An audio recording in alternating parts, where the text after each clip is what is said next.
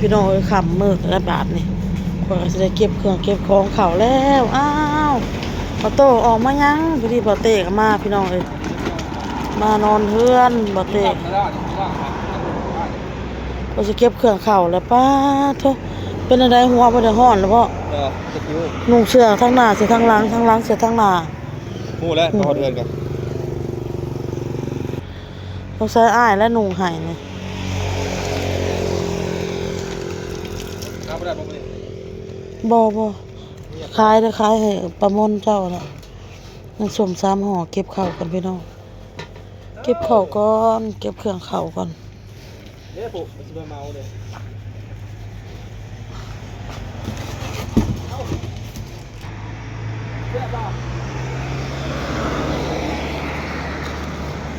เก็บเข้า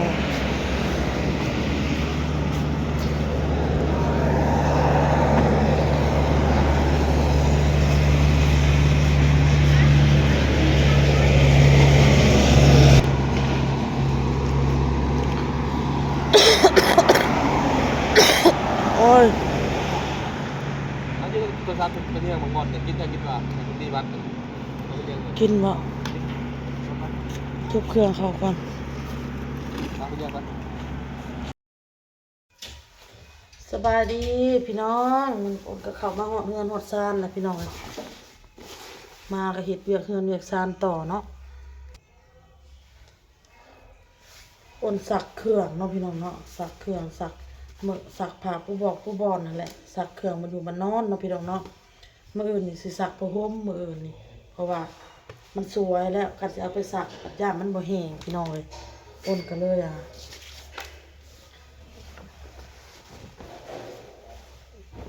ก็เลยบ่สักมื้อนี้มื้ออื่นนี่สิสักเครื่องที่เฮาอันนั้นแหละสักตากมาแล้วก็กู้พี่น้องเอ้ยน้องบอลเลิกโรงเรียนมาแม่บอกมีหยังให้เฮ็ดแล้วเฮ็ดซอยมันเฮ็ดพี่น้องเครื่องของก็บ่กู้ให้แม่เก็บเครื่องเก็บของมาแต่ห้านก็ได้มากู้เขาอีกพับเมียนอีกเครื่องน้องเครื่องเพิ่นพับแล้วเรียบร้อยแล้วก็เอิ้นเพิ่นมาเอาไปเก็บเมียนพี่น้องเรียกข่อยที่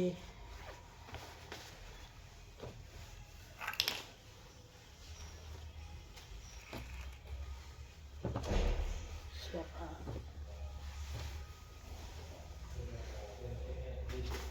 เมียนแห้งบางทีก็เฮ็ดกินเด้อพี่น้องเลยข่อยกดแก่บางทีโอนก็บ่ได้ถ่ายคลิปให้ FC เห็นหมดทุกคนก็สิตอบคอมเมนต์ FC ไปนำพี่น้องเอ้ยก่อนอื่นก็ขอบใจ FC มาทุกคนเด้อพี่น้องเด้อที่เข้ามา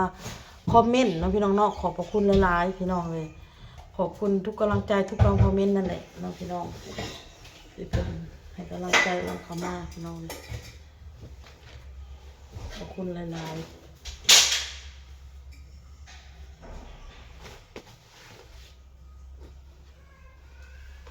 เครื่องคือร้ายแท้สัก2ตู้พี่น้องสักตู้หนึ่งตากแล้วก็มาสักอีกตู้หนึ่งพี่น้องตู้สักผ้าคนมันสักเลยครับ18 กิโล20 โลไปได้พี่น้องเกือบหมดเตะนี่แยกออกพี่น้องอ้นก็สิพับเครื่องของอ้นก่อนเครื่องโอโต้ก่อนเครื่องเตะก็มีแต่เป็นห่อย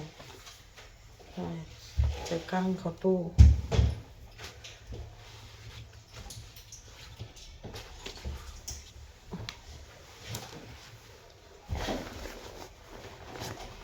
คอมเมนต์มาอ้นก็ตอบอันนี้หมดพี่น้องบ่แม่นหยังดอกพี่น้องไปไสก็มีแต่ออโต้ไปบ่ได้เอาน้องบอลไปพอน้องบอลแล้วไปโรงเรียนโอ้ยแล้วเข้าโรงเรียนเนาะคือไปตลุมตลาดบ่กับบางทีก็สิได้เห็นเราไปน้ำอ้นก็มื้อได้พักโรงเรียนก็สิได้ไปน้ำพี่น้องไอ้น้องบอลมื้อได้บ่ได้พักโรงเรียนก็สิเห็นอ้นไปกับออโต้เนาะพี่น้องเนาะ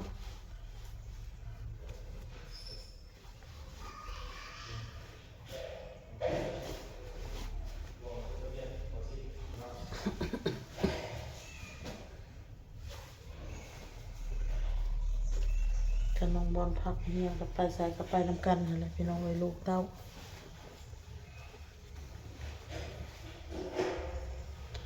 กับเรื่องขายเครื่องขายของคือกันมี FC เพิ่นคอมเมนต์มาเรื่องอยากให้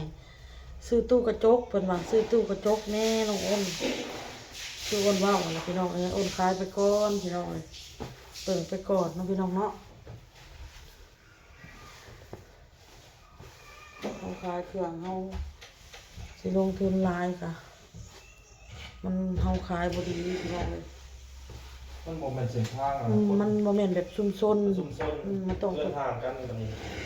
ปู่เขาลงหนอกลงหน้าเขาก็กินอยู่หน้ากินอยู่สวนกันแล้ว เตรียมเครื่องมาแต่เฮือนเนาะต้องอยู่กินมาแต่เฮือนเขาก็ไปนา บริษัทโอเคแล้วเราตรงโอเค แต่ว่าอ้นคิดว่าอนาคตต่อไปน่าจะสิได้ขายอยู่พี่น้องเพราะว่ามันก็มีโรงงานได้ภาคทางเมืองนั่นน่ะภาคถอกภาคทาง อาศัยพวก โรงงานที่ดอกที่โดเด้จังหวัดเขาเปิดนี่น่าจะสิได้ขายให้พวกนั้นพี่น้องเอ้ยแต่ว่าตอนนี้ก็ถามว่าได้ขายบ่ก็เฮาก็ได้ขายบ่แม่นว่าบ่ได้ขายพี่น้องหนึ่งข่อยได้ขายให้คนสัญจรไปมาน่ะเล็กๆน้อยๆพี่น้องสองข่อยก็ได้ขายให้ผู้รักผู้ใหญ่ที่เพิ่นอุดหนุนข่อยเนาะพี่น้องเนาะได้ขายให้ FC พี่น้องเลยซีเพิ่นอุดหนุนเนาะซีสิได้ขาย มันก็หนูตายเนาะมัน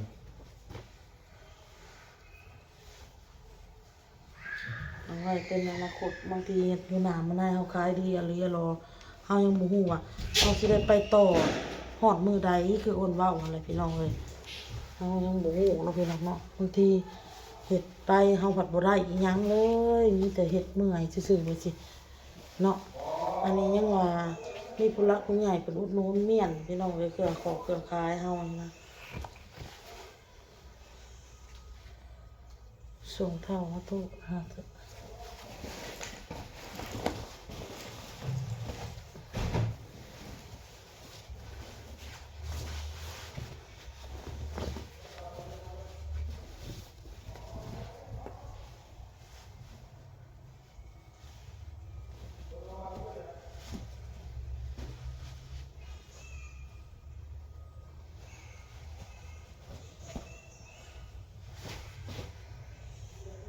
เอาไปเลยหาบ่อนทำเลพี่น้องอ้นว่ะบ่อนทำเลขนาดมันได้กูนแหละอ้นคิดว่าจังสิตัวน้อยก็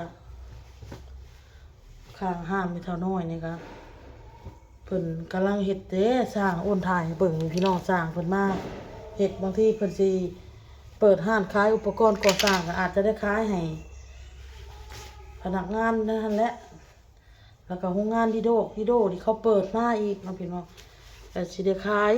อดเอาบ่เกินปีนี้ปีหน้าพี่น้องเอ้ยสู้อดทนไปนี่แหละ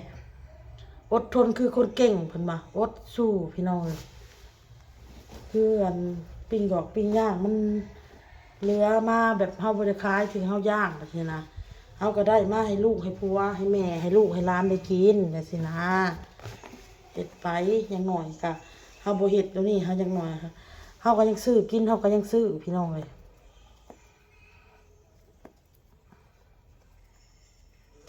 แล้วก็ขายเครื่องมื้อนี้ก็มีพี่พี่พลอยพี่น้องเอ้ยแฟนของขี้เหล้าแหละเพิ่นอุดหนุนอ้นมื้อนี้พี่น้องเอ้ยขอบมุกขอบใจเอ้ยเพิ่นหลายๆแล้วก็มนต์พี่น้องเอ้ย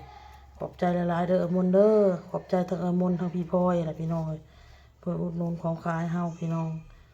ก็2คนพี่น้องลูกค้าเฮาที่อุดหนุนเฮามื้อนี้เนาะพี่น้องเนาะที่อ้นได้ขายมื้อนี้พี่น้องเอ้ย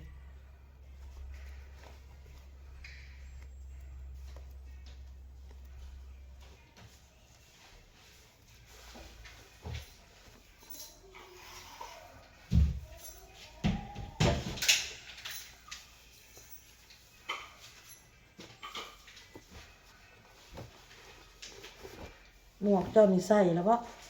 เอาเนี่ยก่อน เครื่องบ่ได้เปื้อนเด้ออยู่กับเครื่องลูกได้สิแผบพับใส่ถุงยางเลยเพราะว่าอากาศมันร้อนเลยพี่น้องเลยอากาศมันร้อนแล้วอ้นก็สิเสื้อกันหนาวกันลมลูกก็สิพับใส่ถุงยางเงี้ยนเอาไว้ในห้องเก็บของ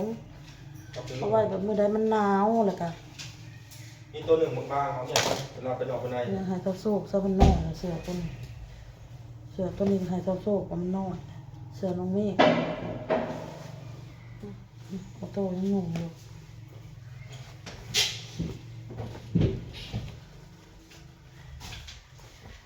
เครื่องซักแน่แล้วก็กับเครื่องที่มันอยู่ในกระตาแน่เฮาเทออกพับใหม่เฮ็ดใหม่แล้วก็เลยหลายเด้อพี่น้องเด้อเนี่ยอ๋อเฮียนแฮ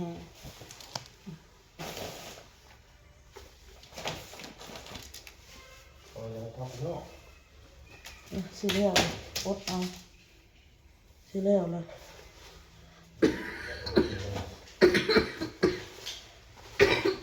โอ้ยไอบ่สบายพี่น้องเอ้ยบ่แม่นโทษแต่เฮือนอ้นพี่น้องสาวมวยก็ไข่ลูกเราก็ไข่ไข่หมดเฮือนผัวเราก็ไข่แล้วว่าน้องปิ่นน่ะก็ไข่แล้วอ้นก็เห็นหมู่อ้นเอาลงเฟซอีกพี่น้องคือนางสองนางแสงน่ะลูกก็บ่สบายลูกเราก็ได้เราเห็นเราเอาลงเฟซมีแต่คนไข่มีแต่ลูกไผก็ไข่ลูกไผก็บ่สบายพี่น้องเอ้ยเฮาละคิดว่ามีแต่ไทยเฮือนเฮานี่เฮือนไผก็เป็นเนาะพี่น้องเนาะ โอเคพี่น้องคลิปนี้ก็บ่มีหยังดอกพับผ้าพับแพร่น่ะเมียนหองเมียนแหงพี่น้องเอ้ยเบิ่งอายุอายุนี่เครื่องตัวเองแล้วเรียบร้อยก็ยังเครื่องเท่าบอนอีกเท่าบอนกับบ่าวเต้อีกบอนเอ้ยน้องบอนก็ใหญ่เลยพี่น้องเอ้ยเสื้อโครงเสื้อผ้าผ่านมาน่ะแม่เก็บแม่กู้มาให้แม่พับให้แต่พี่น้องเนาะเพิ่นก็เฮียนให้เพิ่นพับไปนำแม่เมียนไปนำแม่เก็บไปนำบอน มันเอ้ยเสือโตแขนยาวเอาอันนั้นสิทับใส่ถุงยางบัดเอ้ยห้องก็บ่แม่นว่าสิมาปุบปับพี่น้องก็เฮ็ดเพื่อสิตอบเพื่อสิค้านเฮาลูกก็ได้นั่นแหละ FC จักสิจมอีหยังจมเมื่อยแล้วพี่น้องเอ้ย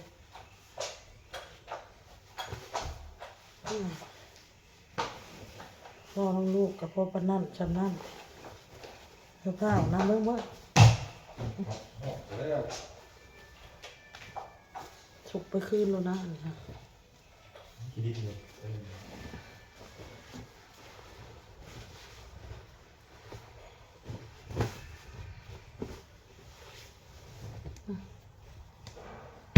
แบบนี้แหละ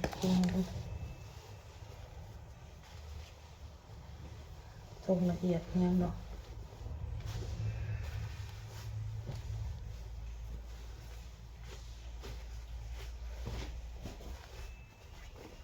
มันมีคนลืออยู่แล้วพับแล้วก็ได้เนี่ยตัวเรือนเฮามันมีลูกน้อยพี่น้องเอ้ยเพิ่แป๊บเดียวลูกอันเนี้ยบางทีลูกสัก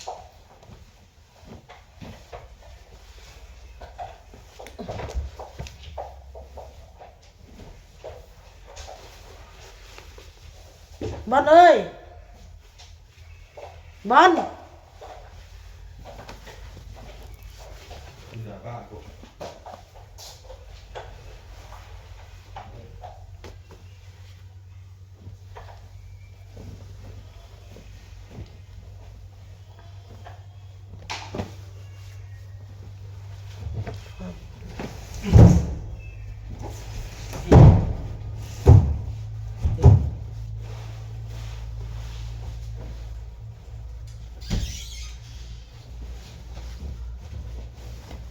หนักบ่เคยไม่ยั้งมันอยู่ในกล่องอ่ะไม่ยั้งดำๆอ่ะ ส่งเสื้อ เก็บบ้างคอยดู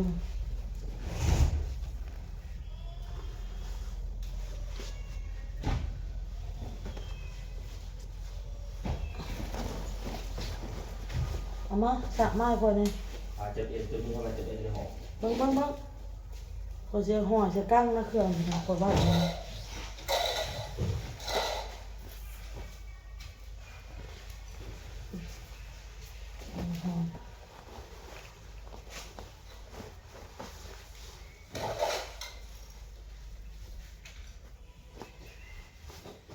ปุ๋ยลายสะสม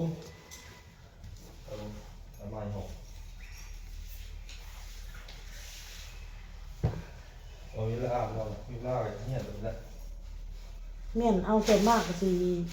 เมี่ยนตอนแรกไปสิแหล้วพี่น้องเอ้ยตอนเช้าก็เฮ็ดหั่นเฮ็ดนี่เด้เมี่ยนแล้วก็อาบน้ำอาบในบางทีก็เมี่ยนตอนเช้าเบิ่ง เฮานี่อยู่ได้ดอกสำหรับเฮานี่เล็กน้อยกี่ ตอนเช้าเรียกบ่หลายก็เฮ็ดตอนเช้าข้อยก็ซักเครื่องซักของเด้บอล ญี่ปุ่น ข่อยเอิ้นเจ้านี่ป้าโธ่ยเจ้าบ่ได้ยินเลยเนาะเจ้าบ่เห็นบ่เสื้อผ้าเจ้านี่ลูกเจ้ามาเลือกเอาแหน่ ญี่ปุ่น เลือกเอาพับเอาแหน่ฮะ ญี่ปุ่นสร้างบ้าน พับเอาเครื่องพับห้องเจ้าน่ะเสื้อผ้าน่ะบ่เห็นคือยายอยู่ในห้องเจ้าน่ะลูกเฮ็ดให้ลูกเอ้ย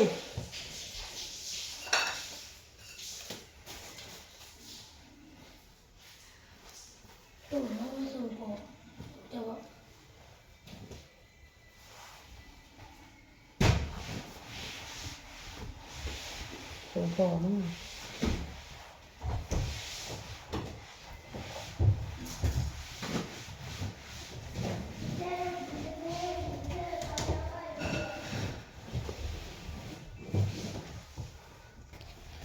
เอาพี่น้องคลิปนี้ก็ลาเด้อพี่น้องเด้อเมียนห้องเมียนเครื่องหนุ่มของถือให้ลูกให้เต้าให้ผัวก่อนพี่น้องพ่อกับคลิปหน้าสวัสดีพี่น้องบ๊ายบาย